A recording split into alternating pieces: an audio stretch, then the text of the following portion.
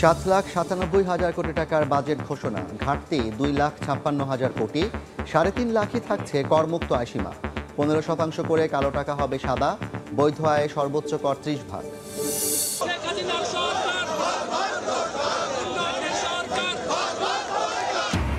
বাজেটকে স্বাগত জানিয়ে রাজধানীতে ক্ষমতাসীনদের মিছিল, আমলে নেওয়া হয়নি কারো প্রেসক্রিপশন, বললেন নেতারা। লুটপাট করতেই বাজেট, অভিযোগ বিএনপির। বেনজিরের আবেদনে সাড়া দিল দুদক, তারিখ পরিবর্তন করে আগামী 23 জুন তলব। জব্দকৃত সম্পত্তির তত্ত্বাবধায়ক নিয়োগের আবেদন মঞ্জুর করলেন আদালত।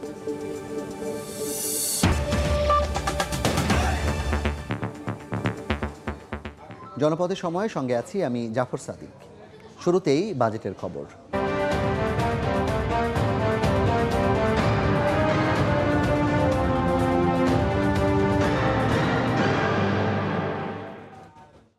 ঘোষণা করা হলো 2024-25 অর্থ বছরের বাজেট, যার আকার 7,97,000 কোটি টাকা। সাধারণ মানুষকে স্বস্তি দিতে কমছে চাল, গম ও ভোজ্য তেল সহ অতি প্রয়োজনীয় নিত্যপণ্যের উৎসে কর। খরচ কমছে কিডনি ডায়ালাইসিস ও ক্যান্সার চিকিৎসায়। বাড়ছে নির্মাণ কাজে ব্যবহৃত ইট, এলইডি বাল্ব, ফ্রিজ, এসি ও সিগারেটের দাম।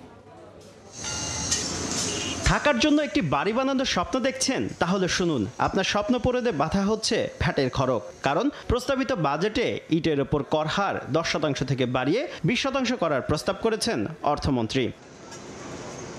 স্বপ্নের বাড়িতে বিদ্যুৎ সাশ্রয়ী এলইডি বাল্ব লাগাতে চান? এখানেও 5% ভ্যাট বেড়ে দাঁড়িয়েছে 15%। তীব্র গরমে নাকাল হওয়া থেকে বাঁচতে এসি লাগাবেন? এখানেও গুনতে হবে 7.5% ভ্যাট। নতুন বাড়িতে লেটেস্ট মডেলের ফ্রিজ না থাকলে কি চলে? 7.5% ভ্যাট দিয়েই কিনতে হবে আপনাকে। ভ্যাটের চাপ আর গরমে আপনার গলা শুকিয়ে কাঠ। গলা ভেজাতে জুস খেতে দিতে হবে 15% ভ্যাট। আইসক্রিম কিংবা কোমল পানীয় কম দামে পাবেন না কোনো কিছুই। আইসক্রিমে 10 আর কোমল পানীয়তে ভ্যাট দিতে হবে 30%। এত শত চাপ কমাতে সিগারেট ধরাবেন? তাতেও পকেট পুড়বে আপনার, কারণ বাজেটে বেড়েছে তামাকজাত এই পণ্যের দাম। সংসারের জটিল হিসাব নিকাশ সরিয়ে পরিবার নিয়ে অ্যামিউজমেন্ট পার্ক কিংবা থিম পার্কে বেড়াতে যাবেন? 7.5%-এর পরিবর্তে 15% ভ্যাট দিতে হবে আপনাকে। মনের দুঃখ ভাগাভাগি করতে স্বজনদের ফোন করবেন? সিম কার্ডের দাম বেড়ে দাঁড়িয়েছে 300 টাকা। কথা বলা কিংবা ইন্টারনেট ব্যবহারেও খরচ বেড়েছে আপনার। তবে নিত্যপণ্যের ক্ষেত্রে এবারের বাজেট কিছুটা স্বস্তি দিতে পারে আপনাকে, কারণ পেঁয়াজ, রসুন, মটর, ছোলা, চাল সহ অতি প্রয়োজনীয় পণ্যের উৎসে কর 2% থেকে কমিয়ে 1% করা হচ্ছে, ফলে কমবে দাম। এই খুশিতে গুঁড়া দুধ দিয়ে 1 কাপ চা খেয়ে চাঙা হতে পারেন আপনি, কারণ গুঁড়া দুধ আমদানিতে 20% কমেছে। শুধু তাই নয়, দাম কমতে পারে দেশীয় মোটরসাইকেলের। ল্যাপটপ আমদানিতে কর হার 31% থেকে কমিয়ে 20% করা হয়েছে। কিডনি ডায়ালাইসিসে ব্যবহৃত ফিল্টার ও সার্কিট আমদানির শুল্ক 10% থেকে কমিয়ে 1% করা হয়েছে। এ কারণে কমবে ডায়ালাইসিস খরচ। শুভ খান, সময় সংবাদ, ঢাকা। এদিকে মধ্যরাত থেকে খরচ বাড়ছে মোবাইলে কথা বলা ও ইন্টারনেট ব্যবহারে। প্রস্তাবিত বাজেটে সম্পূরক শুল্ক 20% করায় 100 টাকায় এখন থেকে সরকারকে রাজস্ব দিতে হবে 39 টাকা, যা দক্ষিণ এশিয়ায় সর্বোচ্চ। সিম কার্ড কিনতেও 200 টাকার পরিবর্তে গুনতে হবে 300 টাকা।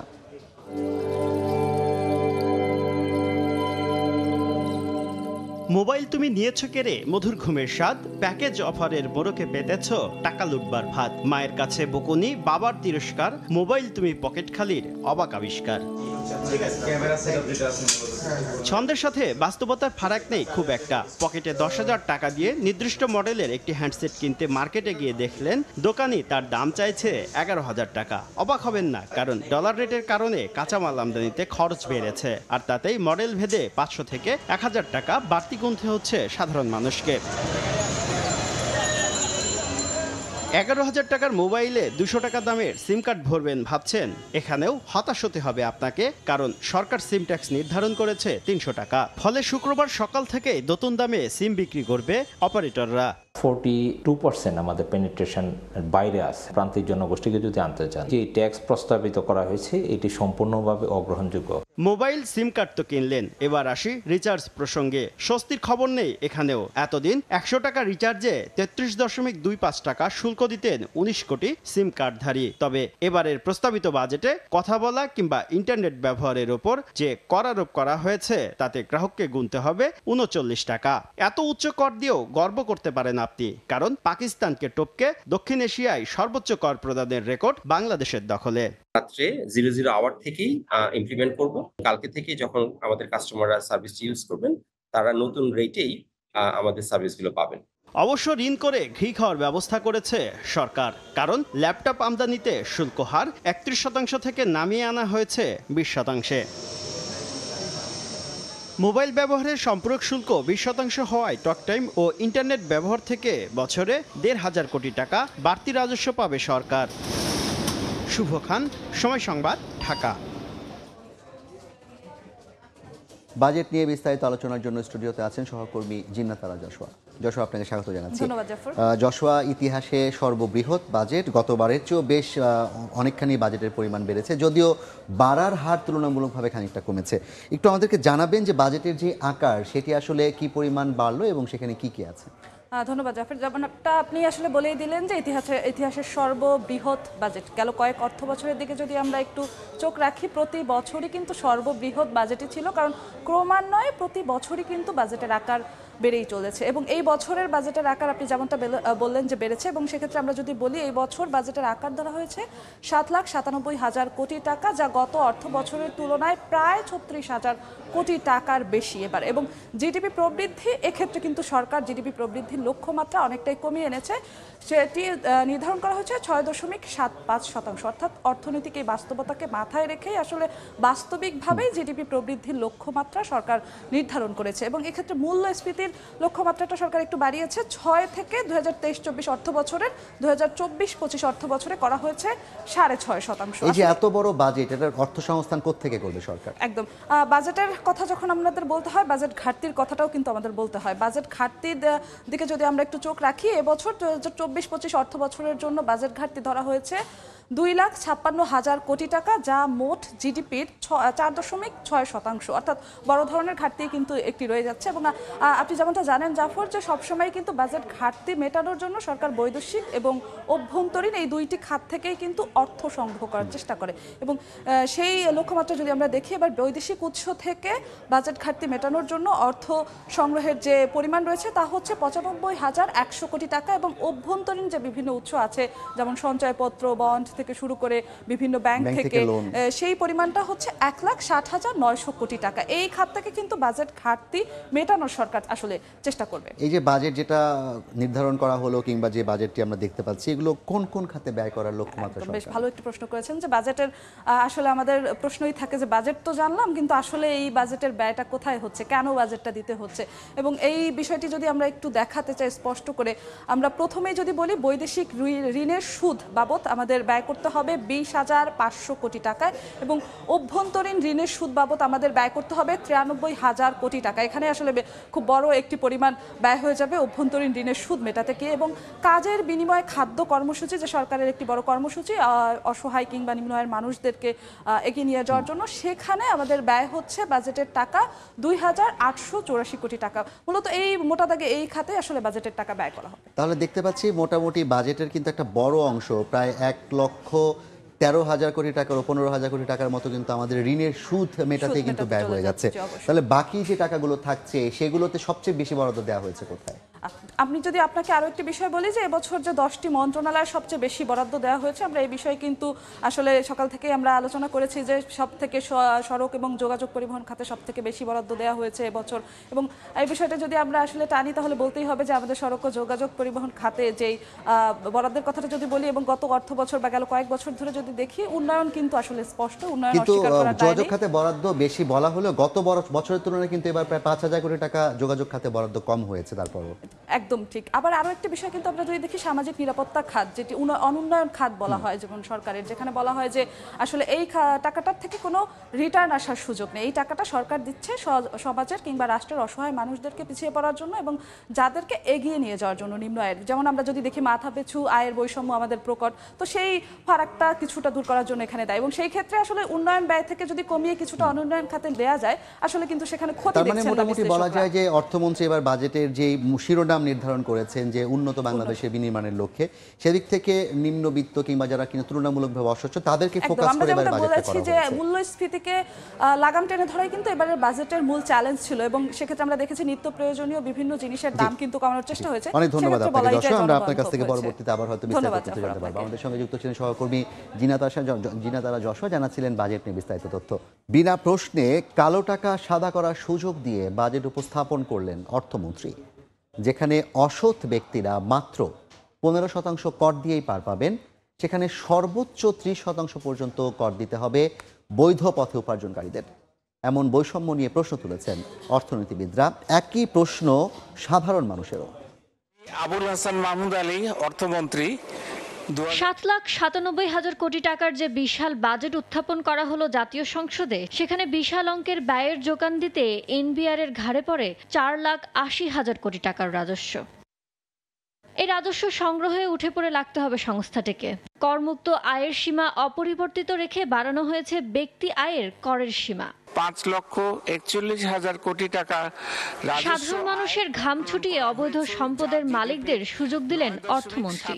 বাজেট উত্থাপনে জানিয়ে দিলেন, দেশি আইনে যাই থাকুক না কেন, বিনা প্রশ্নে ফ্ল্যাট, অ্যাপার্টমেন্ট ও ভূমিতে 15% কর পরিশোধ করে বিনিয়োগ করতে পারবেন অসৎ পথের উপার্জনকারীরা। অর্থাৎ সৎ ব্যক্তিদের 30% কর দিলেও অসৎ ব্যক্তিরা পার পাবেন এর অর্ধেক দিয়ে। যেটা ঘুষের টাকা যেটা আমরা বলি, সেই টাকাটাতে দিতে হচ্ছে 15%।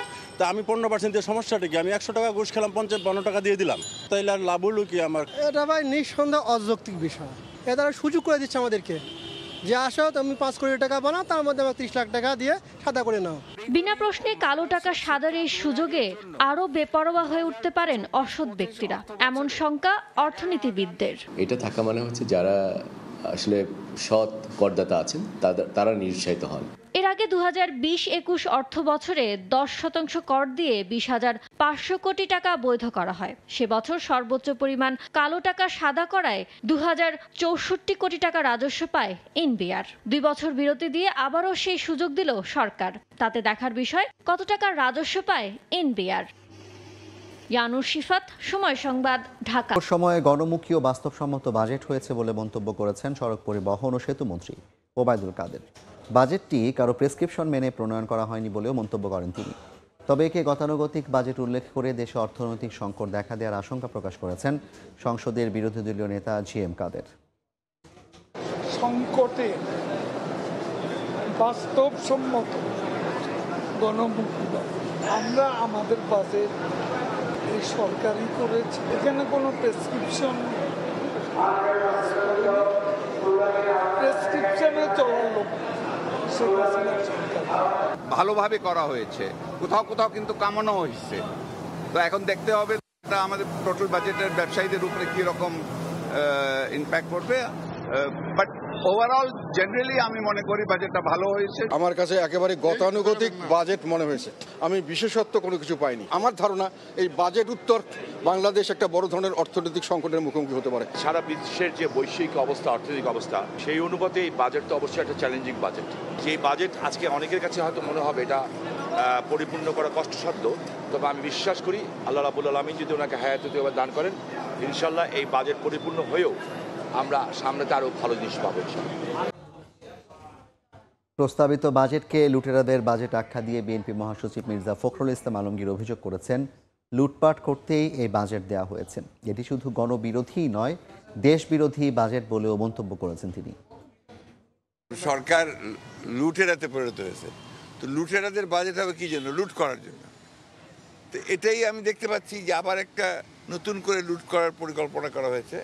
অর্থাৎ এই যে আপনাদের সেই তথাকথিত বাজেট যেটা দেওয়া হয়েছে আর কি, এই বাজেটে আপনার আয়ের চেয়ে ব্যয় অনেক বেশি, এবং আপনার যে সমস্ত জায়গাগুলোতে আপনার আয়ের অংশ দেখানো হচ্ছে, তাতে করে সাধারণ মানুষের উপর এই সমস্ত বোঝাটা গিয়ে পড়ে যাচ্ছে এবং এই ব্যয়টা মেটানোর জন্য তারা যেটা করবে সেটাও সাধারণ মানুষের উপর গিয়েই পড়বে। ঈদের ছুটিসহ দুদকে হাজির হতে 17 দিন সময় পেলেন সাবেক পুলিশ মহাপরিদর্শক বেনজির আহমেদ। বৃহস্পতিবার উপস্থিত না হওয়ায় তাকে 23 জুন হাজির হতে নোটিশ জারি করেছে সংস্থাটি। তার স্ত্রী কন্যা 9 জুন হাজির হবেন কিনা এবং বেনজিরের কোথায় এ বিষয়ে নিশ্চুপ দুদক সচিব।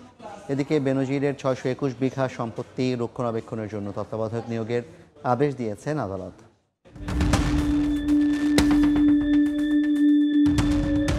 আপাতত কেটে গেল বেনজির আহমেদের হাজির হওয়া না হওয়া নিয়ে ধোঁয়াশা।